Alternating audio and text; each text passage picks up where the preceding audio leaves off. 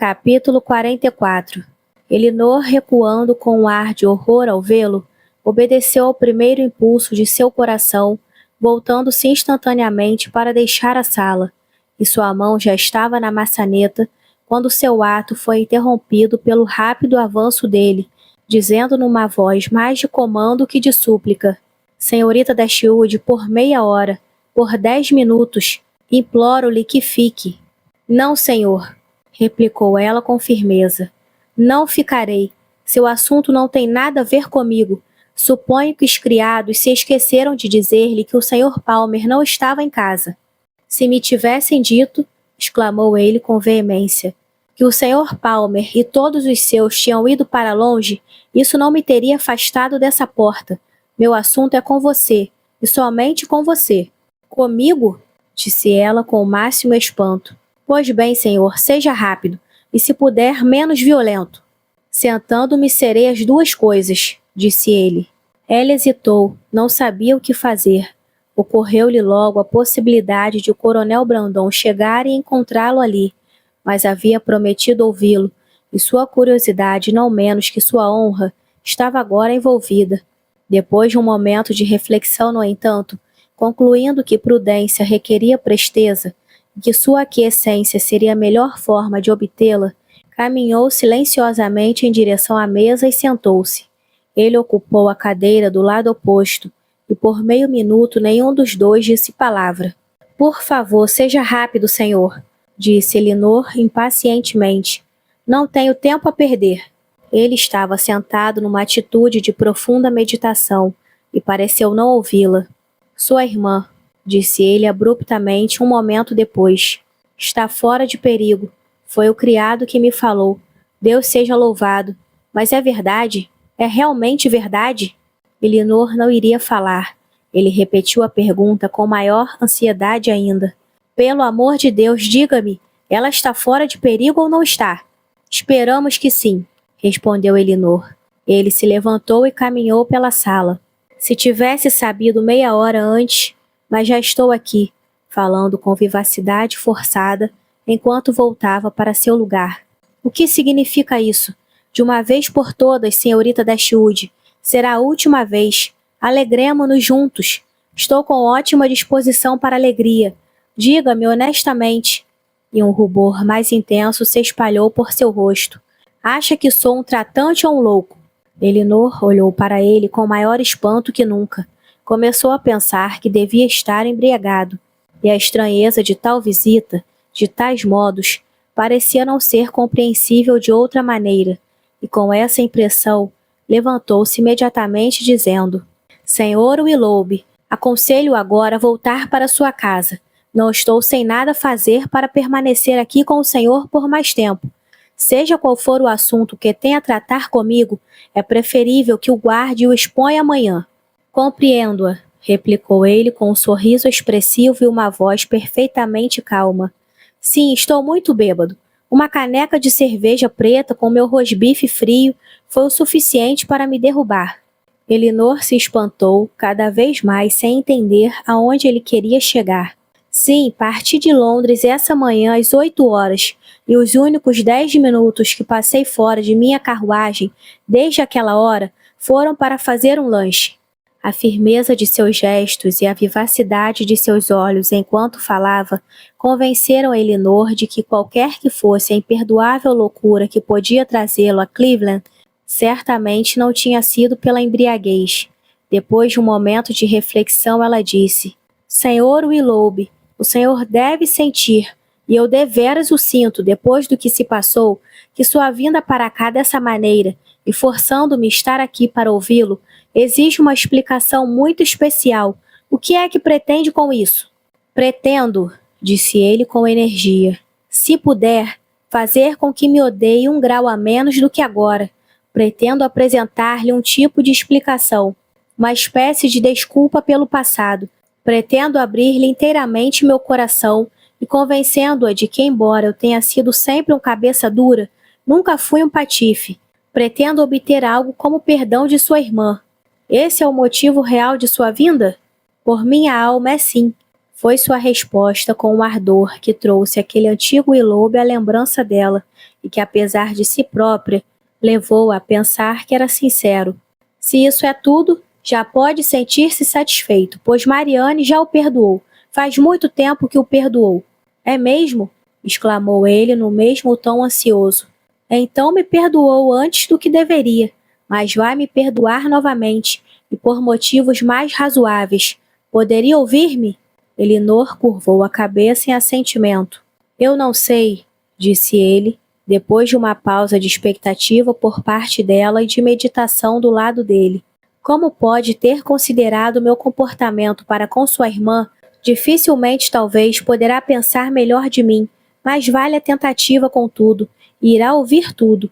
Quando cheguei a ficar mais íntima em sua família, não tinha outra intenção, não tinha outras perspectivas no relacionamento, senão passar meu tempo agradavelmente enquanto fosse obrigado a permanecer em Devonshire, mais agradavelmente do que jamais tinha passado antes.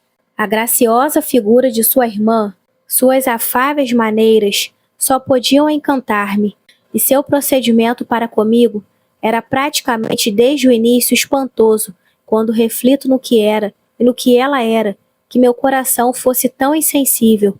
Mas no começo, devo confessar, só minha vaidade era o que contava, indiferente com a felicidade dela, pensando somente em minha própria diversão, dando vazão a sentimentos que eu sempre tinha sido intensamente habituado a favorecer. Esforcei-me com todos os meios a meu alcance, tornar-me agradável a ela, sem qualquer intenção de corresponder o seu afeto. Nesse ponto, a senhorita Dashwood, fixando seus olhos nele com o mais indignado desprezo, interrompeu, dizendo: Não vale mesmo a pena, Sr. Willoughby, prosseguir seu relato, e para mim continuar a ouvi-lo. O início desses não pode ser seguido por mais nada. Não me deixe magoada por ter de ouvir mais sobre esse assunto. Insisto para que ouça tudo, replicou ele.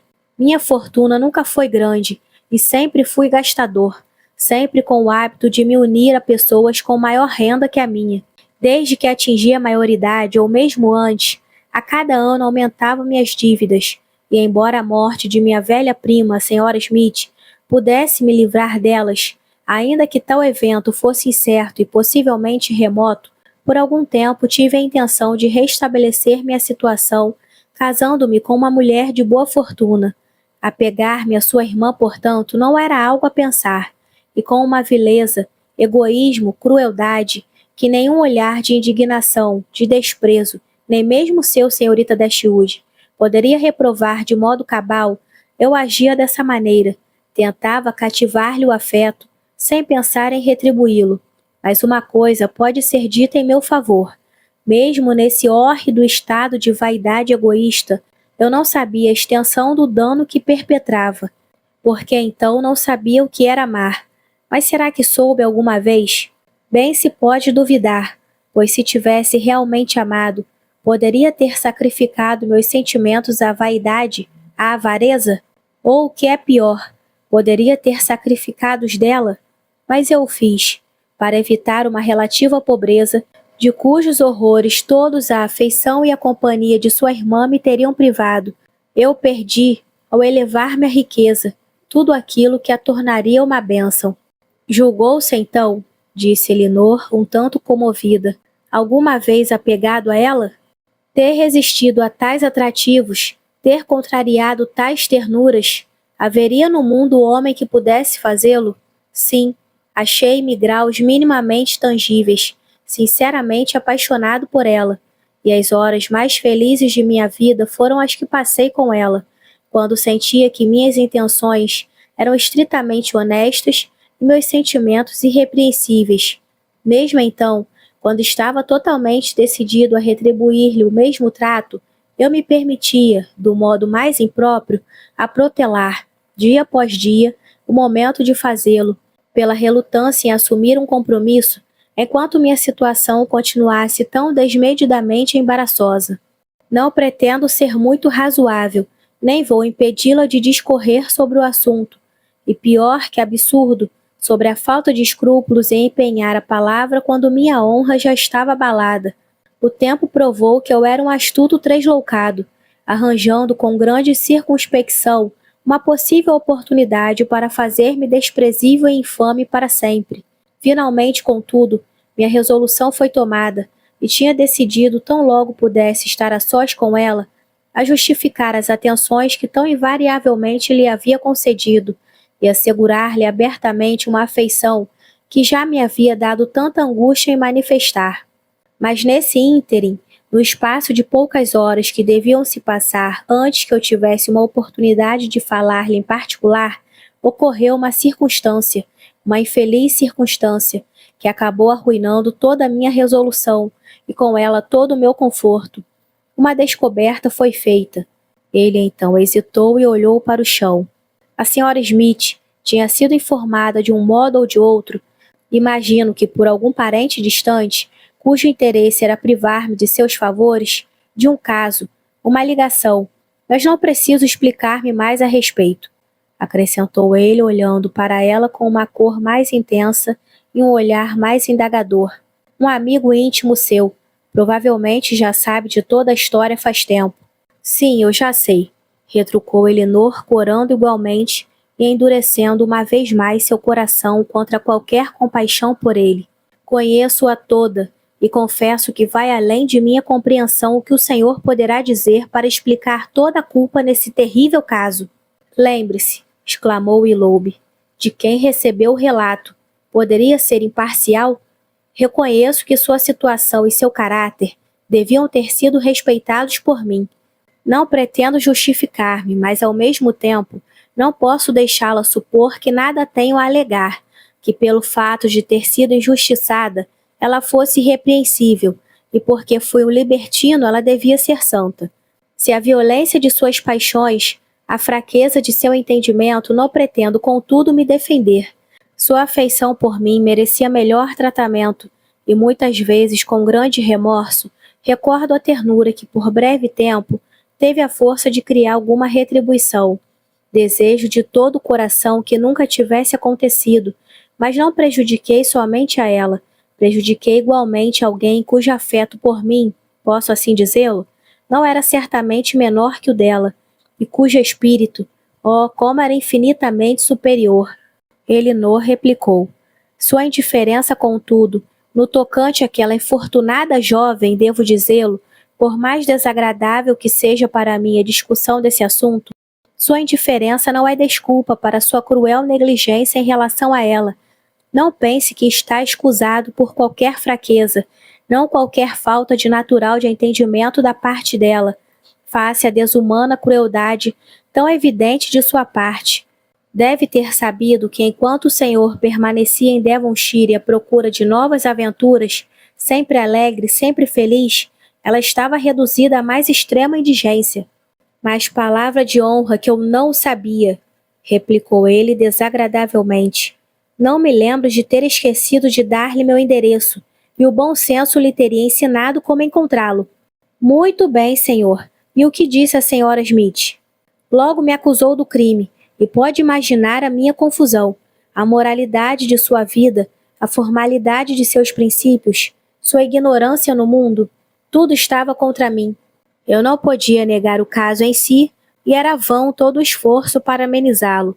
Acredito que ela estava predisposta a duvidar da moralidade de minha conduta em geral e estava, além disso, descontente com a pouca atenção, com a diminuta porção de meu tempo que eu lhe dedicava durante a minha última visita.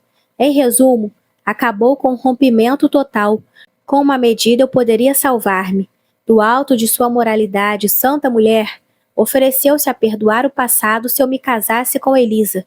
Isso não podia ser, e fui formalmente desligado de seus favores e de sua casa. À noite que sobreveio a esse acontecimento, eu devia partir na manhã seguinte. Passei-a deliberando sobre qual deveria ser minha conduta futura. A luta era grande, mas terminou cedo demais.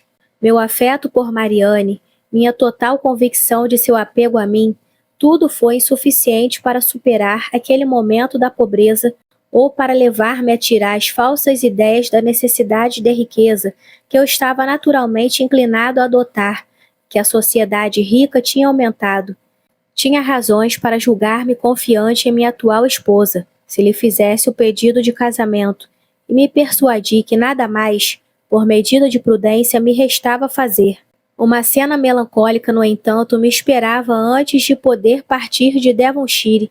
Estava comprometido a jantar com vocês naquele mesmo dia.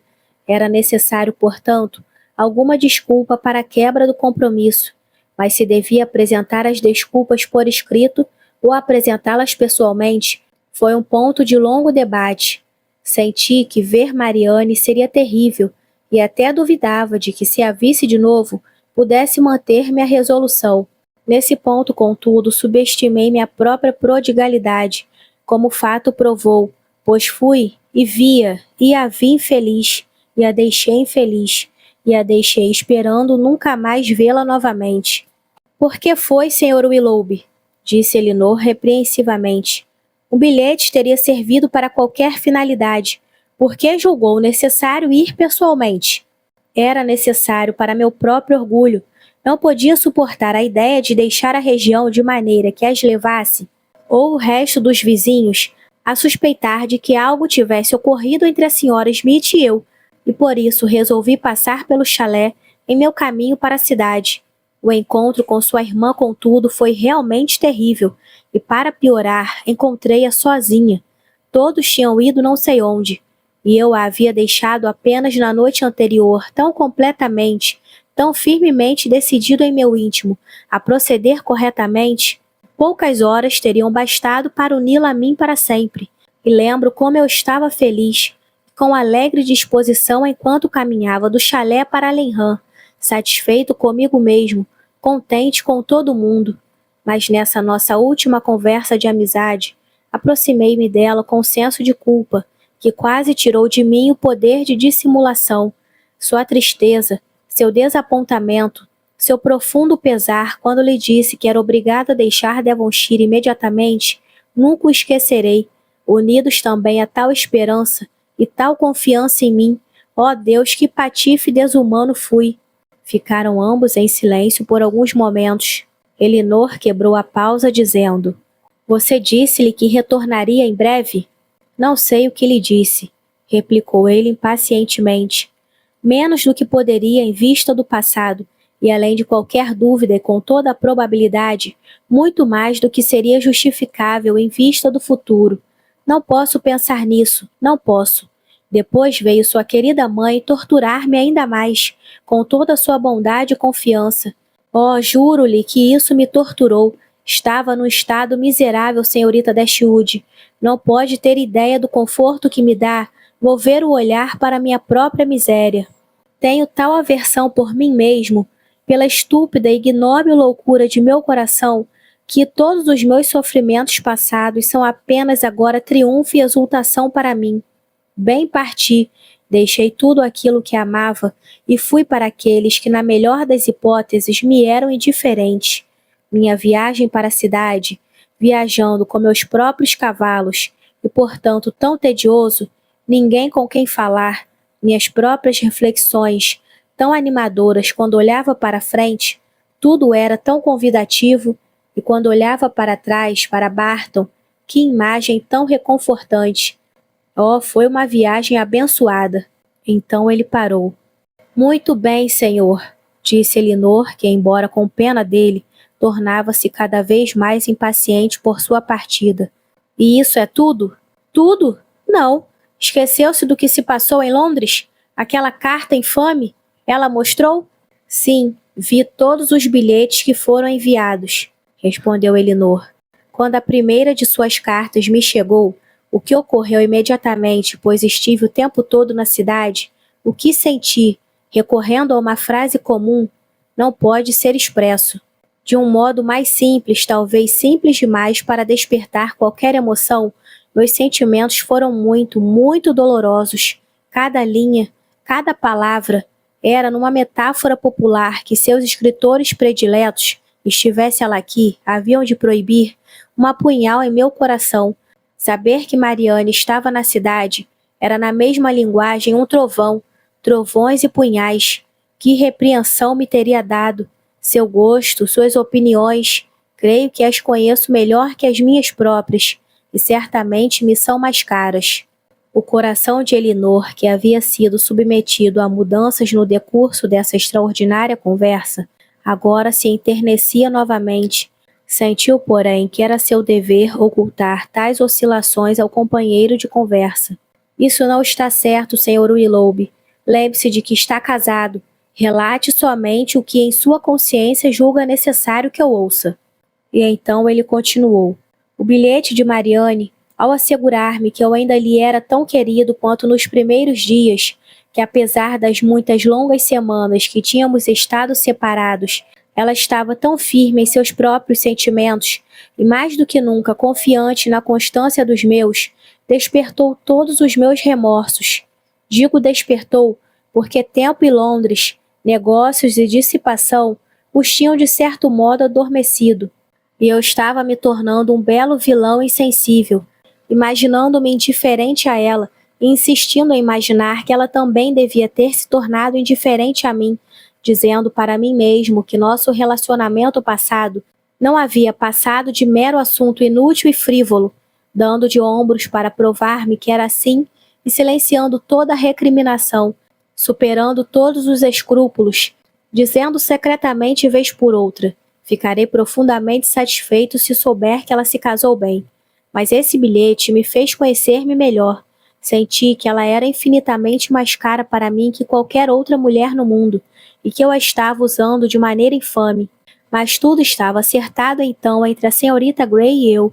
Recuar era impossível. Tudo o que eu tinha de fazer era evitar vocês duas.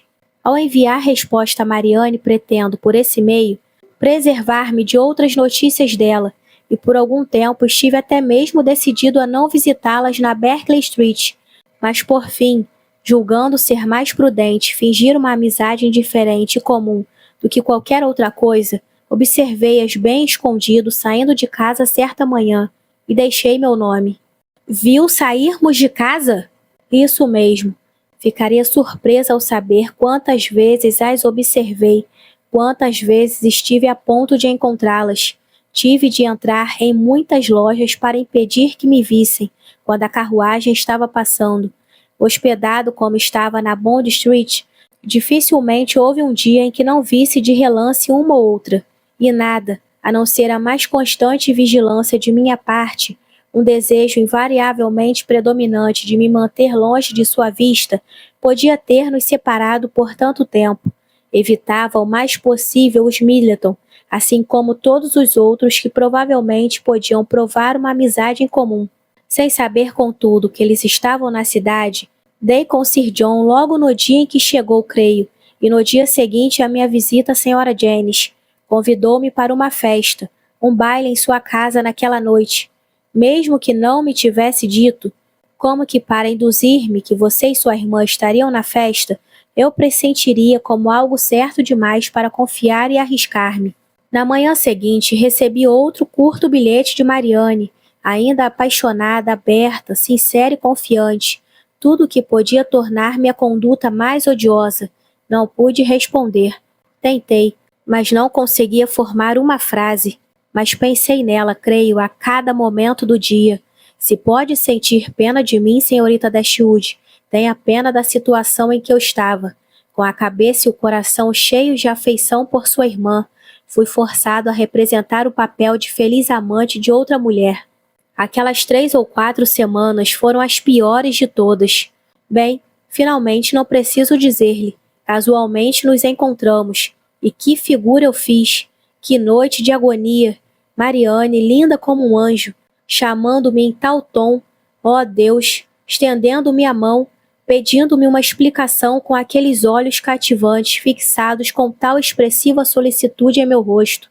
E Sofia, ciumenta como uma louca do outro lado, observando tudo o que estava passando. Bem, isso não tem importância, tudo já passou. Que noite! Fugi de vocês assim que pude, mas não antes de ter visto a doce face de Marianne tão branca como a morte. Aquela foi a última imagem que tive dela, a última forma em que me apareceu. Foi uma visão terrível. Quando hoje, contudo, pensei que ela estivesse realmente prestes a morrer, foi uma espécie de conforto para mim, imaginar que eu sabia exatamente como ela haveria de parecer para aqueles que a vissem por último nesse mundo. Ela esteve diante de mim, constantemente diante de mim, enquanto eu viajava, com o mesmo olhar e a mesma cor. Sucedeu-se uma curta pausa de reflexão, e Willoughby, levantando-se primeiro, quebrou-a assim. Bom, devo apressar-me e partir. Sua irmã está certamente melhor? Certamente fora de perigo? Sim, está. Assim nos garantiram. Sua pobre mãe também, louca por Marianne. Mas a carta, Sr. Willoughby, sua própria carta, nada tem a dizer a respeito? Sim, essa em particular. Sua irmã me escreveu de novo. Como sabe, na manhã seguinte. Viu o que ela disse? Eu estava em casa dos Ellison tomando o café da manhã e sua carta, com algumas outras, foram trazidas de meu local de hospedagem. Aconteceu que os olhos de Sofia se fixaram nelas antes dos meus, e seu formato, a elegância do papel, a caligrafia, tudo lhe despertou suspeitas imediatamente. Algumas vagas informações tinham chegado a ela sobre minha ligação com uma jovem de Devonshire, e o que se havia passado na noite precedente, e que ela observara, pôde concluir quem era a jovem, e a tornou mais ciumenta do que nunca. Afetando, pois, aquele ar de brincadeira que é encantador na mulher que a gente ama, abriu imediatamente a carta e leu seu conteúdo. Pagou caro pela imprudência. Leu algo que a tornou infeliz. Sua infelicidade eu poderia ter suportado, mas sua raiva, sua maldade, de todo jeito deviam ser aplacadas. E, em resumo, que pensa do estilo de minha mulher ao escrever cartas? Delicado, terno, verdadeiramente feminino, não é? Sua mulher? A carta foi escrita com a sua própria letra?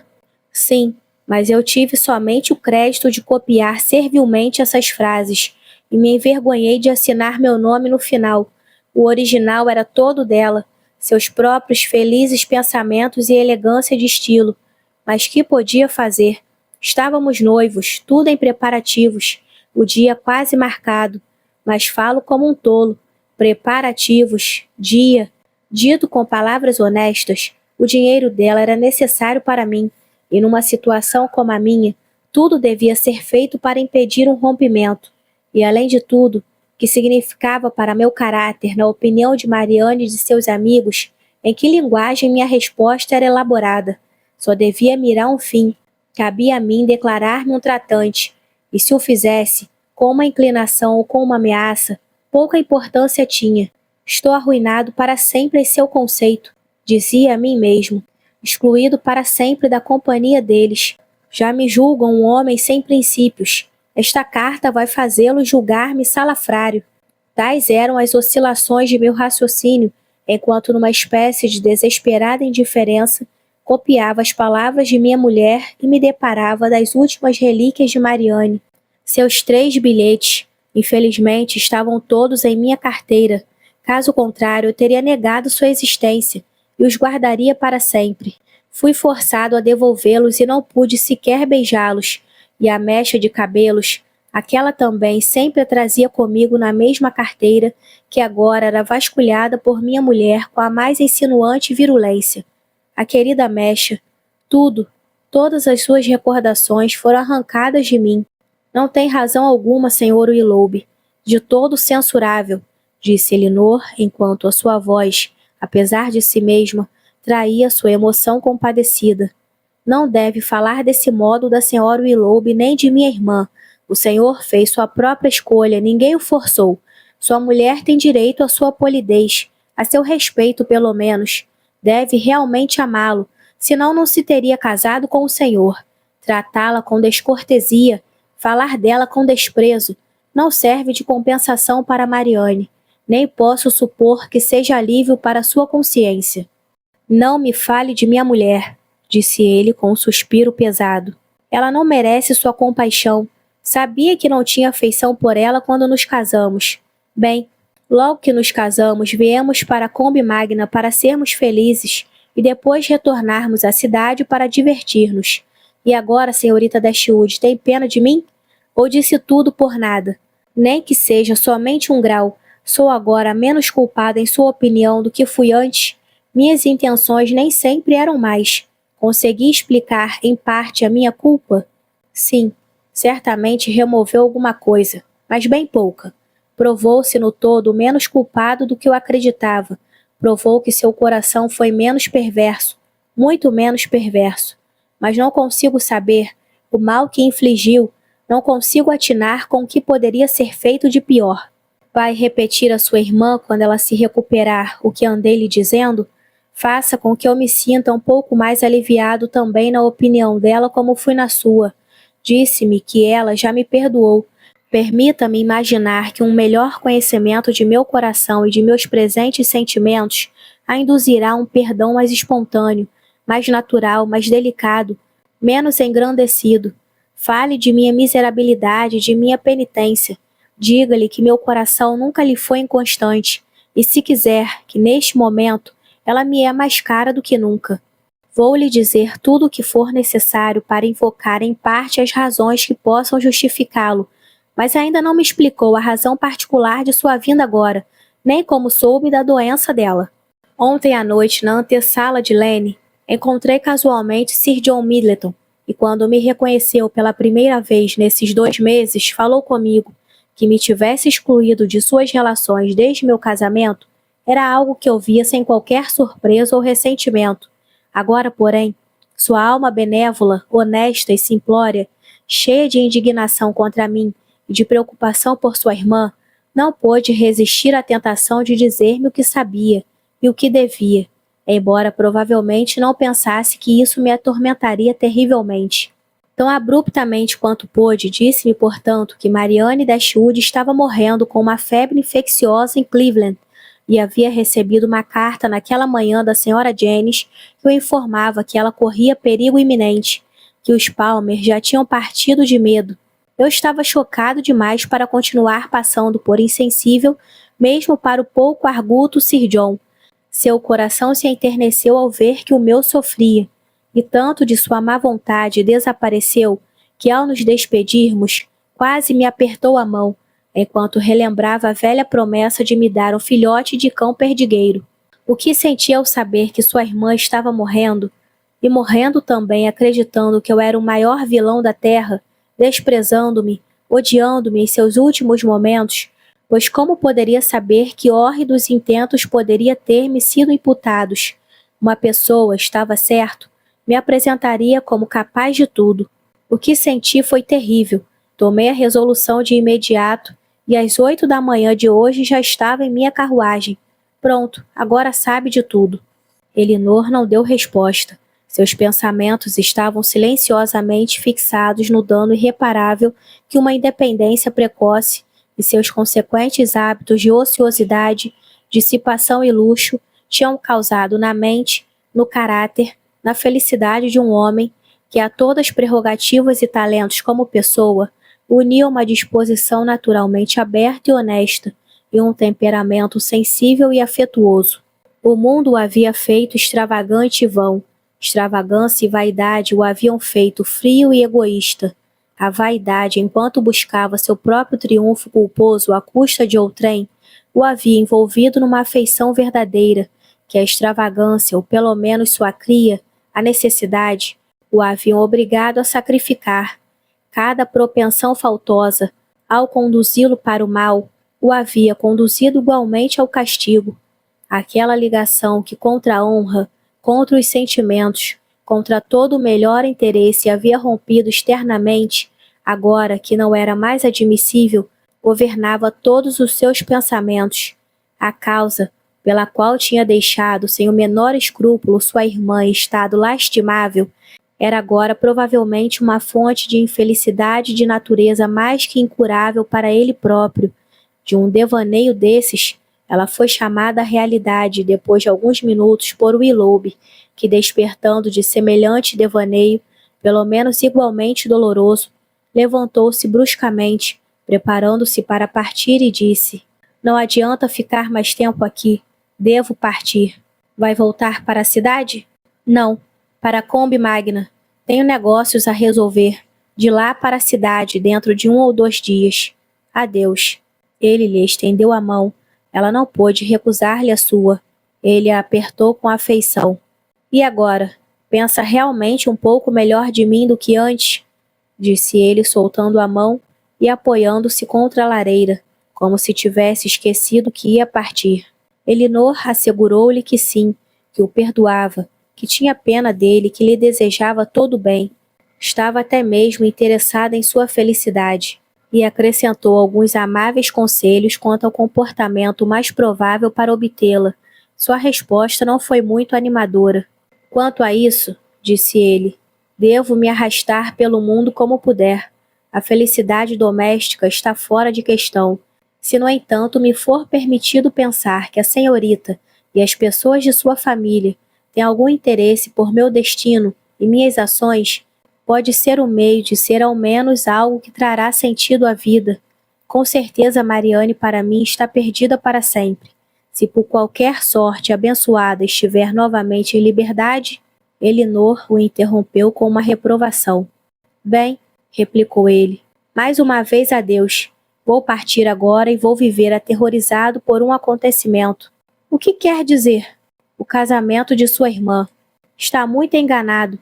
Ela nunca poderia estar mais perdida para o Senhor do que está agora. Mas será conquistada por outro, e se esse outro foi exatamente aquele, dentre todos, que menos poderia suportar, mas não vou ficar aqui para furtar-me toda a sua compadecida boa vontade, para mostrar-lhe que onde mais prejudiquei, menos posso perdoar. Adeus. Deus a abençoe. E com essas palavras ele quase saiu correndo da sala.